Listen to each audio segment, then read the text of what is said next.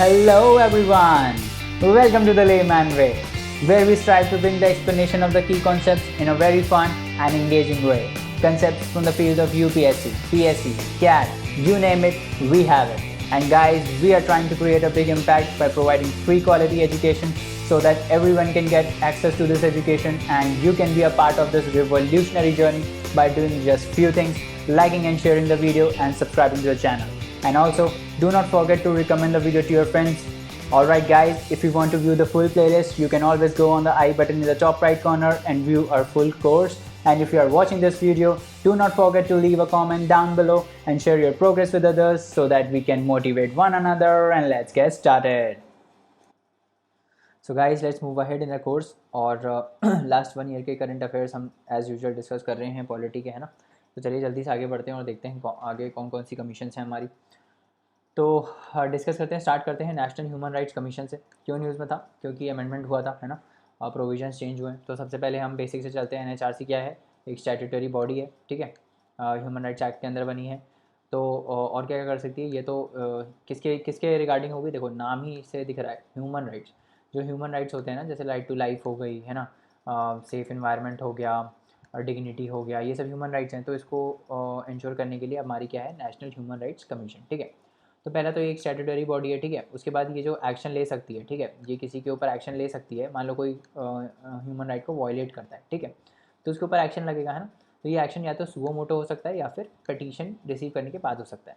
क्या मतलब है सुओ मोटो का? सुओ मोटो का मतलब खुद से ले सकती है। जैसे मान लो एन एच आर सी के बंदों ने पेपर में पढ़ा कि जेल्स में, बेसिकली जो जेल्स में जो प्रिजन्स होते हैं हमारे, है ना, सॉरी, जो जेल्स हैं उसमें प्रिजनर्स का ट्रीटमेंट जो है वो बहुत ही बेकार तरीके से रखा जा रहा है। उनको खाना नहीं दिया जा रहा है ना, ये सब कर रहे हैं उनके साथ। तो ये एनएचआरसी जाके खुद इन्वेस्टिगेट करेगी जेल्स में कि भाई क्या हो रहा है, क्यों आप अच्छे से उनको नहीं रख रहे हो, ठीक है।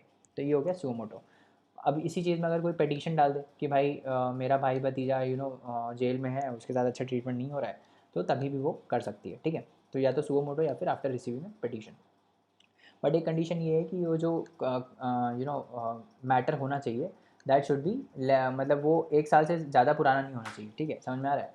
तो मतलब कि मान लो कोई ह्यूमन राइट वायलेट हुआ, है ना, मान लो किसी का मर्डर कर दिया गया, लेट से, या जो भी है आर्बिट्री मर्डर कर दिया गया, तो जिस दिन मर्डर किया, है ना, उसके 1 साल के अंदर अंदर ही आपको नेशनल ह्यूमन राइट्स कमीशन के पास जाके पटिशन डालना पड़ेगा, ठीक है। 1 साल के बाद ये नहीं लेती है, ठीक है, 1 साल के बाद ये अपना पटिशन नहीं सुनेगी, ठीक है। और क्या क्या इसकी पावर्स हैं? It can interfere in the judicial proceedings, ठीक है, involving any allegations of violation of human rights. तो कोर्ट की प्रोसीडिंग्स में ये इंटरफेयर कर सकती है अगर वो प्रोसीडिंग किससे डील कर रही है? ह्यूमन राइट्स से, ठीक है। It can visit any jail और एनी अदर इंस्टीट्यूशन, ठीक है, जेल विजिट कर सकती है, कोई इंस्टीट्यूशन विजिट कर सकती है ह्यूमन राइट्स के वायलेशन को चेक करने के लिए, ठीक है। इट कैन रिकमेंड, ये ध्यान रखना, it is a recommendatory body, recommend payment of compensation और damages but has no power to punish the violator. समझ में आया? जैसे कंज्यूमर प्रोटेक्शन एक्ट के बारे में हमने पढ़ा था ना, जो सेंट्रल कंज्यूमर प्रोटेक्शन अथॉरिटी है ना, उसके पास बेसिकली प्रोविज़न है कि वो पेनल्टी लगा सकती है ना। बट इसके पास, अभी हमने पीछे कमीशन पढ़ी थी ना जिसमें ऐसा था, बट इसमें ऐसा नहीं है, है ना। इसमें ये जो है ये सिर्फ एक रिकमेंडेटरी बॉडी है ना, ये सिर्फ रिकमेंड करेगी। ये जो है ये पनिश नहीं कर सकती, कोई पेनल्टी नहीं लगा सकती। समझ में आया?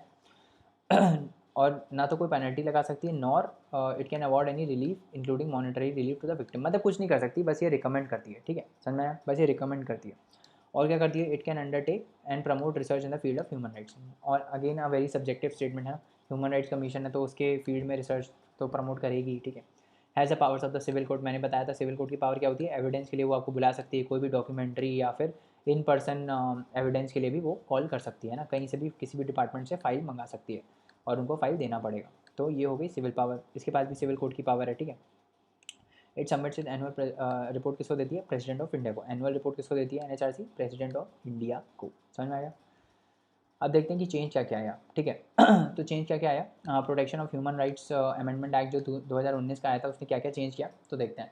जो ओरिजिनल एक्ट था 1993 का, उसमें जो चेयरपर्सन थे एनएचआरसी के, है ना, that could be a CGI ही होना चाहिए था वो, बस, ठीक है, रिटायर्ड सीजीआई ही होता था जज।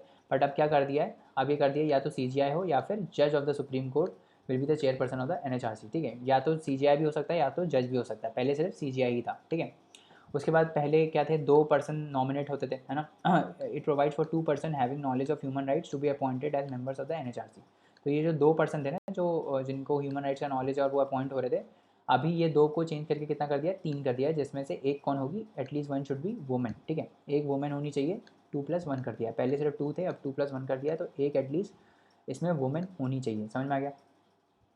Under the act chairperson of various commission such as national commission for schedule caste, national commission for schedule tribes, national commission for women are members of NHRC, ठीक है। तो ये सब सारे भी मेंबर्स होते थे, अभी इसको बढ़ा दिया है, इसको मतलब ये तो है ही, इसके अलावा और कौन कौन है, national commission for protection of child rights, इनके मेंबर्स भी होंगे, chief commissioner for person with disabilities, इसके भी मेंबर्स ऑफ NHRC के मेंबर्स होंगे। समझ में आ गया, ये डिफरेंस है, ठीक है। अब दूसरे पे आते हैं, चेयरपर्सन हमने देख लिया कि इट शुड बी, अब देखो ये हमने किसका देखा था, NHRC का, है ना। जो नेशनल लेवल पे है वही सेम चीज़ स्टेट लेवल पे भी होती है ना। तो जैसे कि नेशनल लेवल पे सुप्रीम कोर्ट का मतलब CGI था, है ना, CGI तो सुप्रीम कोर्ट का ही होता है ना। तो यहाँ पे कौन होगा, chief justice of high court, है ना सेम सिमिलर है, एनर्जी है, ठीक है। वहाँ पे CGI था, चीफ जस्टिस ऑफ इंडिया था, यहाँ पे कौन होगा, chief justice of high court.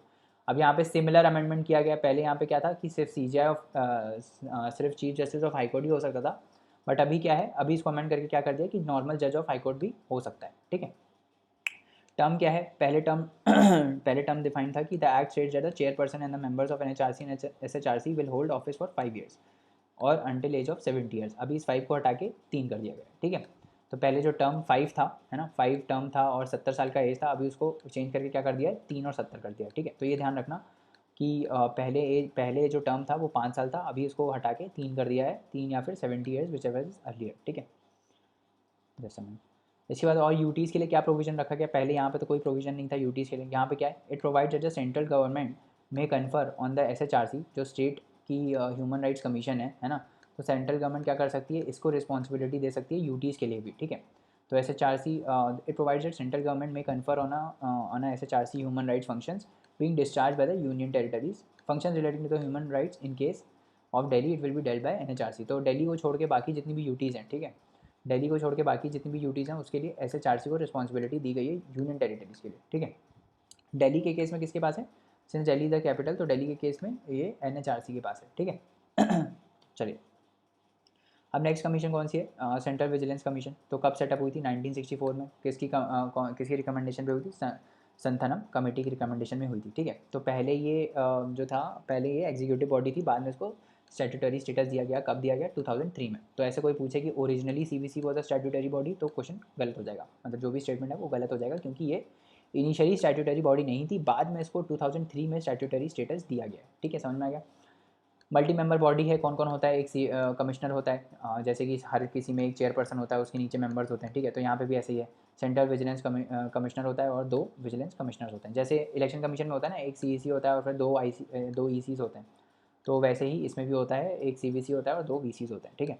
उसके बाद they are appointed by the president, कौन अपॉइंट करता है, प्रेसिडेंट अपॉइंट करता है on the recommendation of a 3 member committee. उस 3 मेंबर में कौन कौन होता है, PM होता है, ठीक है, होम मिनिस्टर होता है और लीडर ऑफ अपोजिशन होता है। तो ये आपको याद रखना है, ठीक है। कौन करता है CVC को, प्रेसिडेंट करता है, ये पहली बात याद होनी चाहिए कि कौन अपॉइंट करता है, प्रेसिडेंट करता है, ठीक है। और रिकमेंडेशन किस कमेटी की होती है, उसमें मेंबर कौन कौन होते हैं, एक PM होता है, ठीक है, होम मिनिस्टर होता है, और कौन होता है, होम मिनिस्टर के साथ साथ लीडर ऑफ अपोजिशन भी हमारा होता है उसमें, ठीक है।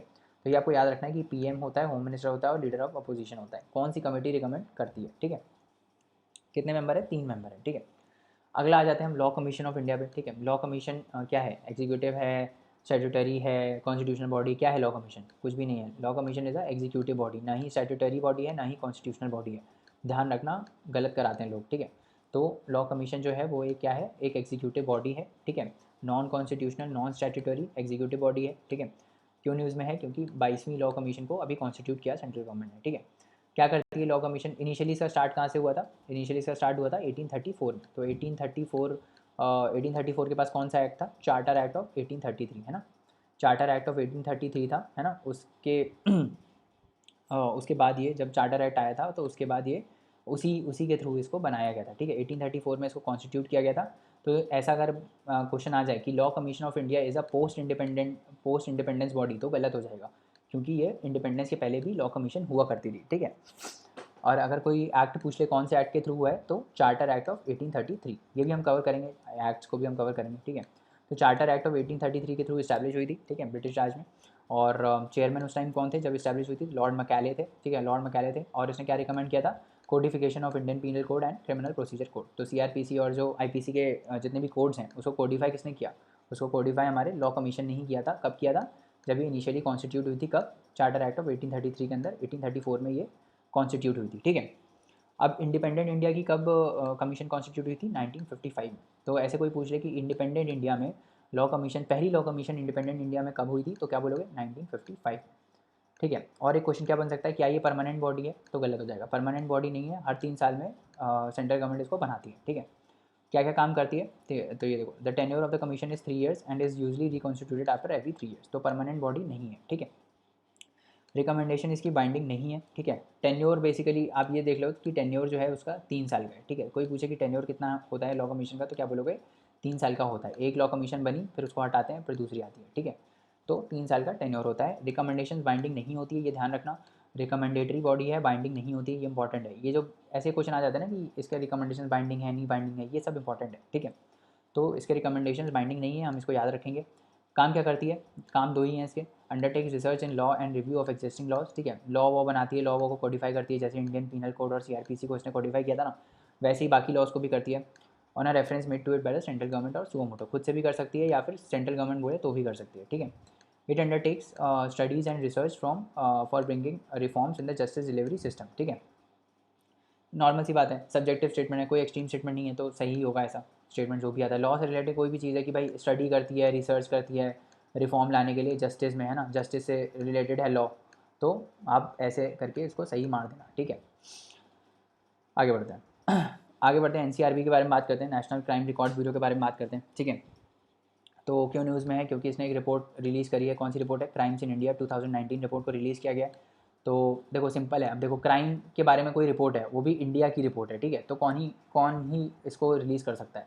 सबसे एप्ट बॉडी कौन सी होगी? नेशनल क्राइम रिकॉर्ड ब्यूरो, जिसमें क्राइम आएगा, है ना, इसमें क्राइम आ रहा है ना, तो वही रिलीज़ करेगी, और कोई क्यों रिलीज़ करेगी? ठीक है। कॉमन सेंस लगाया करो। ठीक है। तो कॉमन सेंस अगर पेपर करोगे ना तो बहुत क्वेश्चन हो जाते हैं। ठीक है। अनटिल अनलेस बहुत ज़्यादा मीडिएवल और एशियन नहीं भरा है, तो नॉर्मल क्वेश्चन जो होते हैं वो कॉमन सेंस से हो जाते हैं। ठीक है। अब इस रिपोर्ट में क्या क्या बोला गया है कि वुमेन के अगेंस्ट जो क्राइम है वो इंक्रीज़ हुए हैं। ठीक है। और उसमें कौन कौन टॉप किया है? यूपी, राजस्थान, महाराष्ट्र, इन्होंने टॉप किया है। ठीक है। साइबर क्राइम्स बढ़ गए हैं 63.5% से। साइबर क्राइम्स क्या होते हैं? जैसे मान लो आपके क्रेडिट कार्ड से कोई ट्रांजेक्शन हो गया, आपका पिन विन मांग के होता है ना, फ्रॉड करते हैं ना, तो वो सब होते हैं साइबर क्राइम्स। ठीक है। क्राइम्स जो हैं शेड्यूल कास्ट और शेड्यूल ट्राइब्स के अगेंस्ट उसको भी इंक्रीज़ हुए हैं। ठीक है। चिल्ड्रंस के अगेंस्ट क्राइम इंक्रीज़ हुए हैं, रेप्स वगैरह हो गई, ये सब फिर बढ़ा है, इस पर कोई कंट्रोल हो ही नहीं रहा है। ठीक है। तो ये भी बड़े हैं, वुमेन के अगेंस्ट भी बड़े हैं, मतलब हर जगह क्राइम बढ़ा ही बढ़ा है। समझ में आ रहा है? There has been 1.6% increase in the registration of cases. ठीक है। और केसेस भी बढ़ गए। Offences against the states decrees. बस एक ही चीज़ डिक्रीज हुई है जो आपको याद रखनी है। तो आप देखो, अगर जब भी ऐसे पढ़ रहे हो ना कि इस रिपोर्ट में क्या क्या है, ठीक है, तो ये सब रटने का ज़रूरत नहीं है, क्या क्या बढ़ा है क्या क्या बढ़ा है। आप ये देखो कि क्या क्या डिक्रीज़ हुआ है। डिक्रीज़ बस एक ही हुआ है। ठीक है। तो इसके अलावा जितना भी है वो सब बढ़ेगा ही, है ना, इसके अलावा जितना है वो सब बढ़ेगा ही, है ना।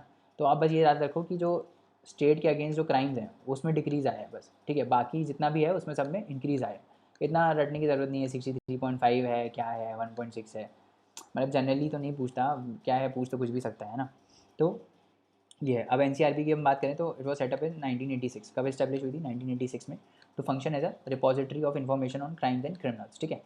तो क्राइम और क्रिमिनल्स की रिपोजिटरी है, किसने क्राइम किया, कहाँ किया, कब किया, कितने साल की जेल हुई, ये सब कहाँ पे होता है, ये सब इसके पास इन्फॉर्मेशन होती है एनसीआरबी के पास। ठीक है।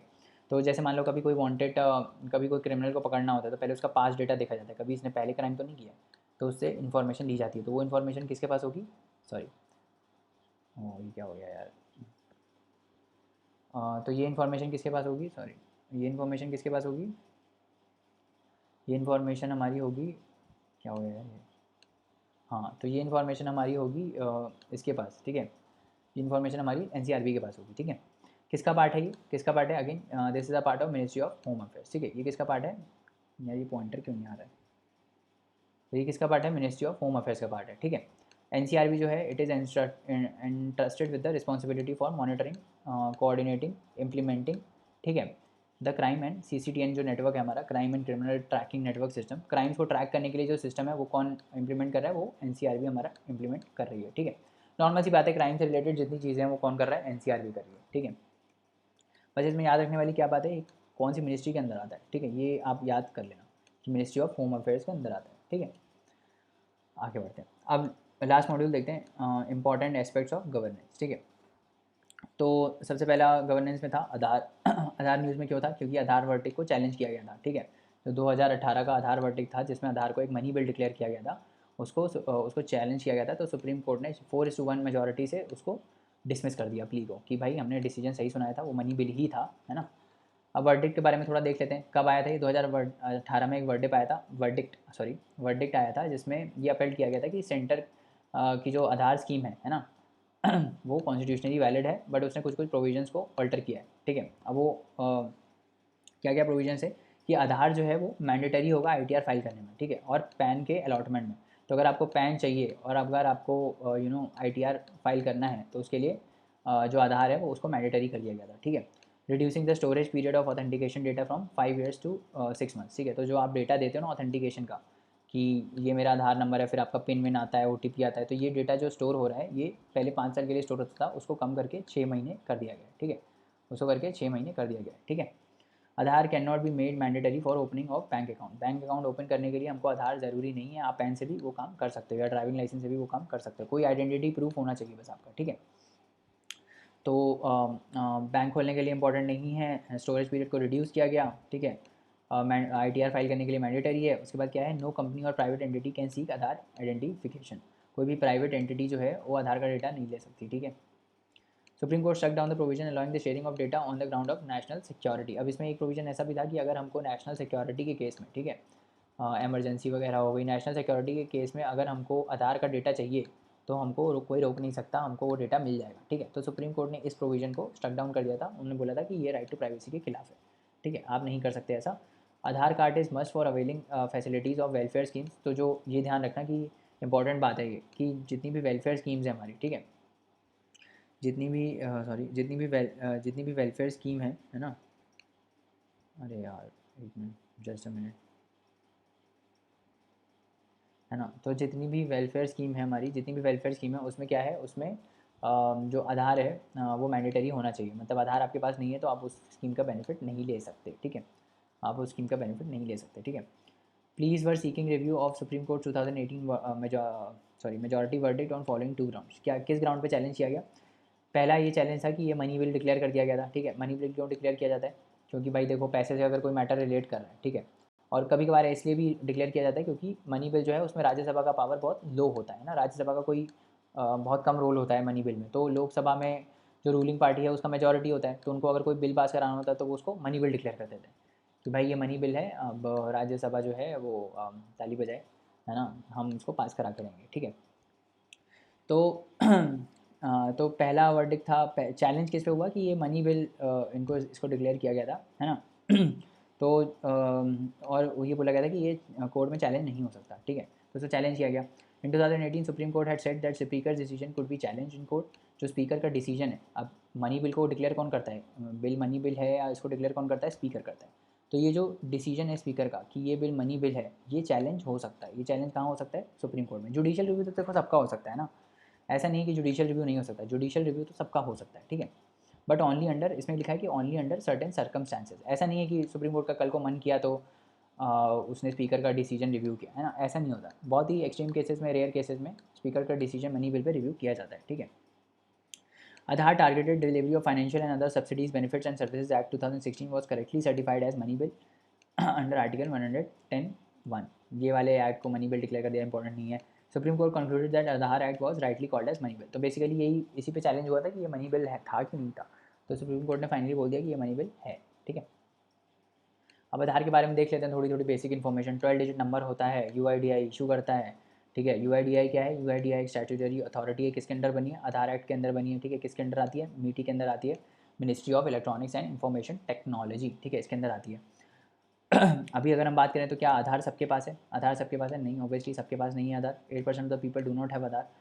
तो ऐसा अगर स्टेटमेंट आ जाए कि इंडिया में सारे सिटीजन के पास आधार है ना, या फिर ऐसा कोई स्टेटमेंट आ जाए कि जो आधार है वो सिटीजनशिप का प्रूफ है, तो ये भी गलत हो जाएगा, क्योंकि जिनके पास नहीं है तो क्या वो सिटीजन नहीं है ना, वो भी गलत हो जाएगा। तो इस टाइप से आप देख लेना कि जो आधार है वो सबके पास नहीं है। ठीक है, अब नेक्स्ट मिशन आया। नेक्स्ट मिशन क्या आया? मिशन कर्मयोगी। किसके लिए था? सिविल सर्वेंट्स के लिए। ठीक है, तो पहली बात तो यही याद रखने वाली है कि ये मिशन कर्मयोगी जो था किसके लिए था? सिविल सर्वेंट्स के लिए। ठीक है, तो रिसेंटली कैबिनेट ने अप्रूव कर दिया है मिशन कर्मयोगी। ये क्या है? National programme for civil services capacity building. Civil servants जो हैं हमारे, जो हमारे IAS IPS ये सब हैं, इनकी कैपेसिटी को बिल्ड करने के लिए, मतलब इनकी ट्रेनिंग कराने के लिए बेसिकली ये मिशन कर्मयोगी रखा गया है, ठीक है। तो अभी बेसिकली क्या है, अभी क्या होता है कि भाई आप IAS बनते हो या IPS बनते हो तो आप लबासना जाते हो, है ना। लबासना में ट्रेनिंग होती है रेगुलर आपकी, फिर आप आते हो डिस्ट्रिक्ट में थोड़ा सर्व करते हो, फिर ट्रेनिंग के लिए जाते हो, इस टाइप से होता है, ठीक है। फिर आप वापस आते हो, इस टाइप से होता है, ठीक है। तो अभी इन्होंने क्या बोला है कि आप बार बार इधर मत आओ, लबासना में इधर मत आओ, हम आपका क्या करेंगे, हम ऑन जॉब ट्रेनिंग करेंगे। ऑन जॉब ट्रेनिंग मतलब कि हम आपको ऑनलाइन लेक्चर्स देंगे टाइप्स, है ना, ऑनलाइन कर देंगे। IGOT का जो प्लेटफॉर्म है, जो गवर्नमेंट का IGOT प्लेटफॉर्म है, जिसके थ्रू ऑनलाइन एजुकेशन स्प्रेड कर रही है गवर्नमेंट, उसके थ्रू हम इनको ट्रेनिंग देंगे, ठीक है, ताकि ये जॉब में रह के, डिस्ट्रिक्ट में रह के ही सीख सकें। समझ में आ रहा है? तो क्या है, transaction from rules based to roles based, है ना। आपका रोल क्या है उसके बेसिस पे हम आपको मैनेज करेंगे, ठीक है। By aligning work allocation of civil servants by matching their competencies to the requirement of the post, ठीक है। तो जो जिस पोस्ट पे है मान लो उसके उसके ओहदे के लिए बेसिकली उनके लिए क्या वो ऐप्ट हैं कि नहीं है ना। अगर ऐप्ट नहीं है तो उनका ट्रेनिंग होगा, ठीक है। Emphasizing on the on side learning. On side भाई मतलब आप जब डिस्ट्रिक्ट में हो तो आपकी साथ साथ लर्निंग भी होनी चाहिए, ठीक है, to complement the off side learning. Off side जो आपकी लबासना में होती है, ठीक है।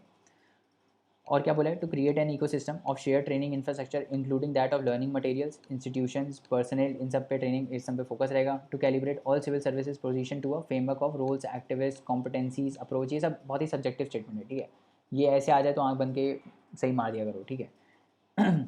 To make available to all civil servants an opportunity to continuously build and strengthen their behavior, functional and domain competencies, ठीक है। ये भी अगेन बहुत ही बेसिक स्टेटमेंट है। उनका बिहेवियर बढ़ाएं, अच्छा करेंगे, फंक्शंस ऐसी ट्रेनिंग देंगे ताकि वो फंक्शनल स्ट्रेंथ बढ़ पाए, मतलब अच्छे से डिसीजन ले पाएँ, यही सब है। To enable all the central ministries and departments to directly invest their resources towards co creation of common ecosystem. अभी अभी IAS पता होगा आपको, सेंटर के कंट्रोल में रहता है ना, बट वो सर्व कहाँ करता है, स्टेट में।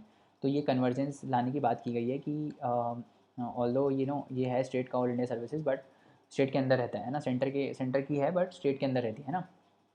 तो इसमें हम कन्वर्जेंस लाएंगे ताकि एक कॉमन इकोसिस्टम को क्रिएट करा जा पाए और हारमनी में लोग काम कर पाएँ, ठीक है। To encourage and partner with the best in class learning content creators. तो जो भी कंटेंट क्रिएटर्स हैं, जैसे यूट्यूब पे है, यूट्यूब पे भी हम क्या कर रहे हैं, हम कंटेंट क्रिएट ही तो कर रहे हैं। तो ऐसे जितने भी कंटेंट क्रिएटर्स हैं जो बेस्ट लर्निंग प्रोवाइड कर सकते हैं, उनको हम लाएंगे और उनको हम पब्लिक ट्रेनिंग इंस्टीट्यूशंस में लाएंगे, यूनिवर्सिटीज़ में लाएंगे, ये सब ब्ला ब्ला ब्ला चीज़ें करने हैं, है ना। The programme will be delivered by setting up an IGOT Karmayogi platform क्या है भाई, ऑनलाइन ट्रेनिंग के लिए integrated government online training portal होगा, जिसपे जैसे ऐप होती है ना, ऐप वगैरह वैसा ही कुछ होगा, ऑनलाइन ट्रेनिंग पोर्टल जहाँ पे लेक्चर होंगे, आप देखिए, एक्टिविटीज़ होंगी वो आप कंडक्ट करिए, उसकी रिपोर्ट दीजिए, इस टाइप से कुछ होगा, ठीक है। तो चलिए दोस्तों, आज के लिए इतना रहने देते हैं, बाकी कंसेप्ट्स नेक्स्ट लेक्चर में पढ़ेंगे। और जाने से पहले लाइक शेयर सब्सक्राइब करना ना भूलें, चैनल को रिकमेंड करें अपने दोस्तों को, और आप हमको अपने डाउट्स और क्वेरीज़ जो हैं वो queries@thelaymanway.com पे भेज सकते हैं, जहाँ पे हम आपका रिप्लाई इंस्टेंटली करेंगे। तो चलिए नेक्स्ट लेक्चर में मिलते हैं, तब तक पढ़ते रहिए, हार्ड वर्क करते रहिए। Thank you so much, bye bye and take care.